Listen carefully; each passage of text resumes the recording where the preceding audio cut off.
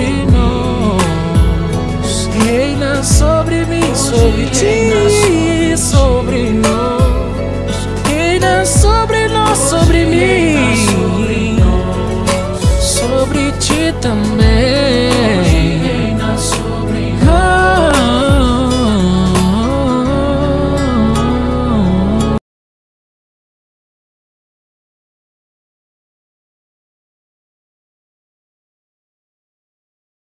O Evangelho em 3 minutos, com Mário Persona.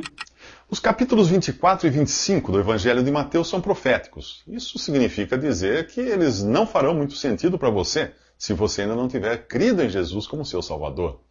A profecia bíblica não foi dada para a curiosidade humana.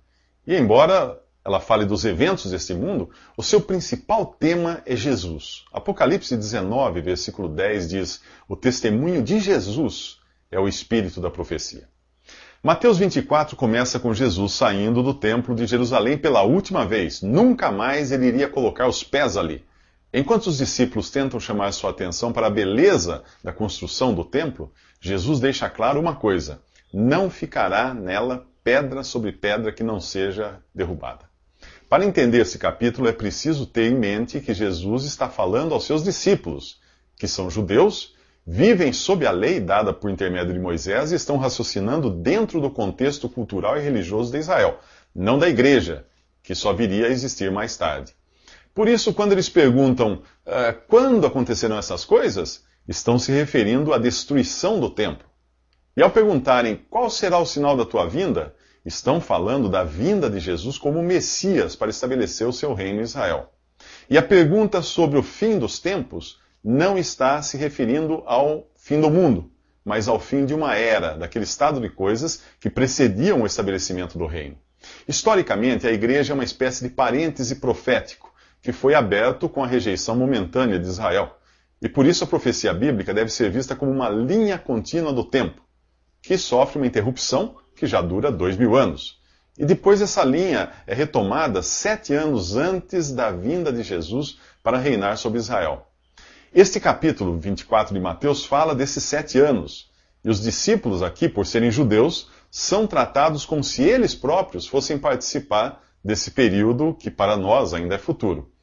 No capítulo 9 do livro do profeta Daniel, aprendemos que após a morte do Messias haveria um período de 7 anos, na metade do qual o anticristo entraria em ação. A primeira metade desses 7 anos, chamados de tribulação, é apresentada nesse capítulo como o início das dores. A segunda metade, chamada de grande tribulação, é um período de sofrimentos jamais vistos nesse mundo.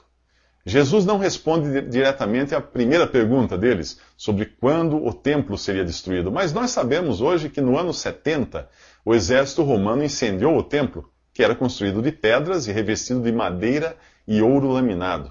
O fogo derreteu o ouro, que escorreu por entre as pedras das paredes, e não deixou alternativa aos invasores senão desmontar o templo pedra por pedra para raspar o ouro.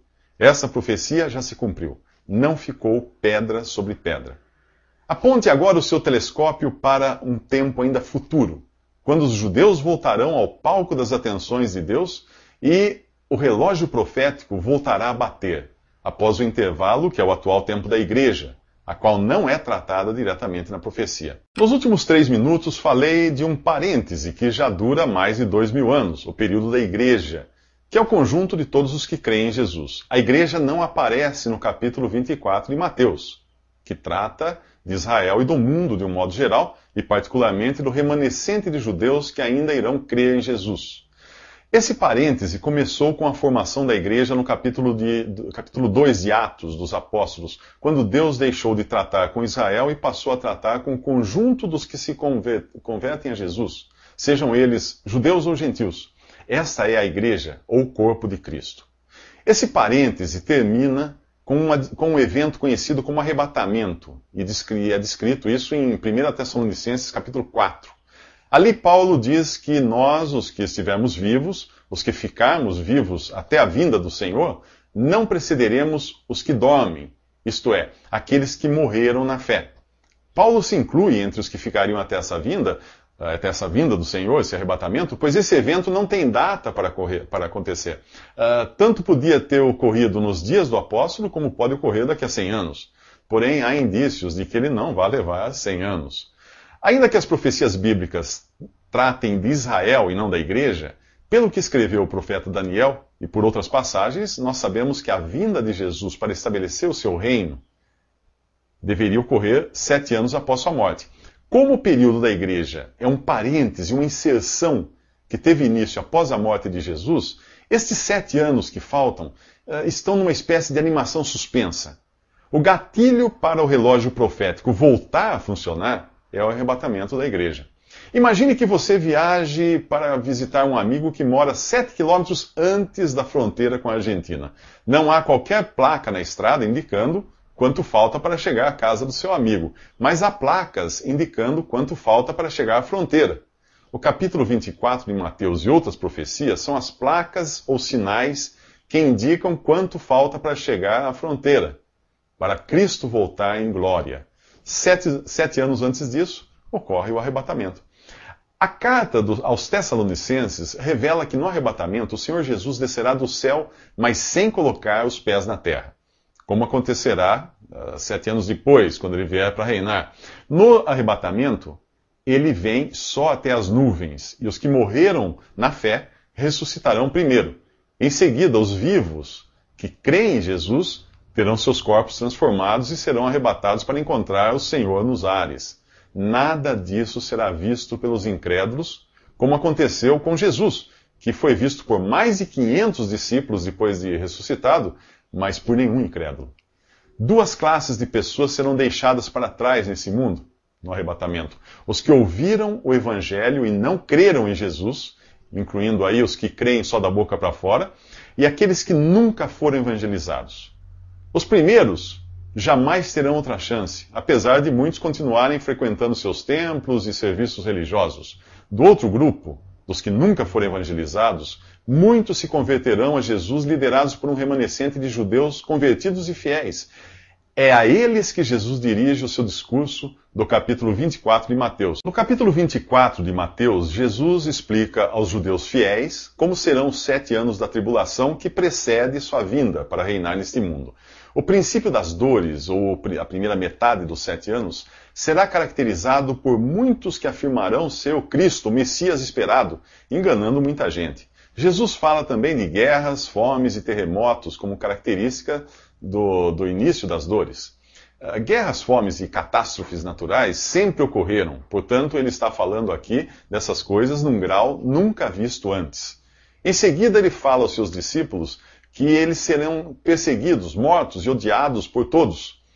Apesar de vermos isso também na história da igreja, ele está falando do que ocorrerá àqueles que se converterem durante os 7 anos de tribulação que ainda estão por vir, principalmente dentre os judeus. Então vem uma frase que costuma ser mal interpretada por muitos cristãos. Aquele que perseverar até o fim será salvo. Considerando que ele está se dirigindo a judeus, dentro do contexto do judaísmo, faça a seguinte pergunta: o que um discípulo judeu entenderia por ser salvo aqui? Certamente não o mesmo que eu e você entendemos, vivendo hoje num contexto religioso e cultural do cristianismo, cuja esperança é celestial. A esperança do judeu, no Antigo Testamento, era terrena. A ideia de ir para o céu era estranha a um judeu. Sua esperança estava no estabelecimento do reino do Messias nesta terra, na libertação de seus inimigos e na prosperidade material. Diante do cenário que Jesus estava descrevendo, para um judeu, ser salvo significava conseguir sair vivo daquela situação e poder participar do reino. Portanto, Jesus está falando de uma salvação do corpo, de alguém que é livrado da morte. A perseverança aqui é para estar são e salvo na chegada do Rei Jesus e do seu reino. Antes que isso aconteça, Jesus diz que o Evangelho do Reino será pregado em todo o mundo. O Evangelho do Reino não é o que é pregado hoje. Era o Evangelho que João Batista pregava. E voltará a ser pregado depois do arrebatamento da igreja. João Batista anunciava que o Messias e Rei havia chegado, algo do tipo: arrependam-se que o reino de Deus é chegado. Essa era a mensagem de João. Se os judeus não tivessem rejeitado o seu Messias da primeira vez, o reino teria sido estabelecido nesse mundo. Hoje nós entendemos que essa rejeição foi utilizada por Deus para formar a igreja, um povo com privilégios ainda maiores do que aqueles dados a Israel. O evangelho que é pregado hoje, no período da igreja, é diferente do evangelho do reino. O cristão não está esperando um rei. Aliás, em nenhuma carta dos apóstolos você encontra que Jesus seja rei dos cristãos. Aos cristãos é prometido que irão reinar sobre a terra com Jesus, o rei que é aguardado por Israel. O evangelho pregado hoje é o evangelho da graça de Deus e ainda não alcançou todo mundo como o evangelho do reino alcançará. A mensagem não é mais arrependam-se que o reino de Deus é chegado, como era no evangelho do reino, mas a mensagem hoje é creia no Senhor Jesus e você será salvo. Você já creu? Creia para não ser deixado para trás. O discurso de Jesus continua realçando o caráter judaico de Mateus 24. No versículo 15, chegamos à profanação do templo de Jerusalém, descrita pelo profeta Daniel.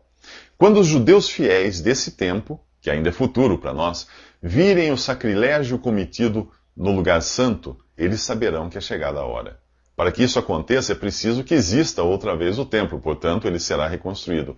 A frase, quem lê entenda, tem grande significado para os judeus fiéis que lerão o profeta Daniel e entenderão que é chegada a hora. O capítulo continua mostrando que é dirigido a judeus. Além da referência ao templo, que é destruído e reaparece profanado no versículo 15, Jesus fala dos profetas, profetas falsos profetas, pois foram profetas que levaram a palavra de Deus a Israel. As advertências dos apóstolos, quando feitas à igreja, é contra falsos mestres. Jesus fala também de falsos cristos, que farão grandes milagres. E lembre-se de que Cristo significa Messias. Sempre existiu gente por aí dizendo ser Jesus, querendo enganar os cristãos. Mas quantos você encontra dizendo ser o Cristo, o Messias de Israel, e tentando enganar os judeus? As pessoas às quais a profecia é dirigida, aqui, estão na Judéia, e são exortadas a fugirem para os montes e orarem para que a fuga não aconteça no sábado. Olha outra característica judaica aí, que é o dia em que os judeus não podem viajar, ou no inverno, que obviamente só abrange um hemisfério.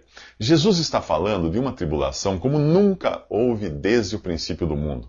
Portanto, não pode ser associada a qualquer perseguição, holocausto ou guerra da história, pois esta, que está sendo descrita aqui, precede a volta de Cristo, o que ainda não aconteceu.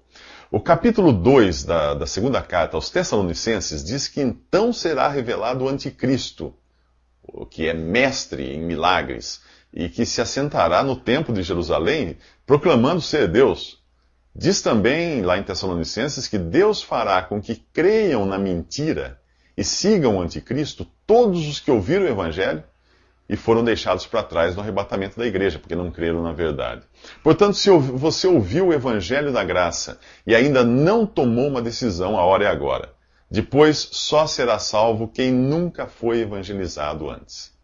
O anticristo só se manifesta depois que aquele que o detém, o Espírito Santo, é tirado da terra.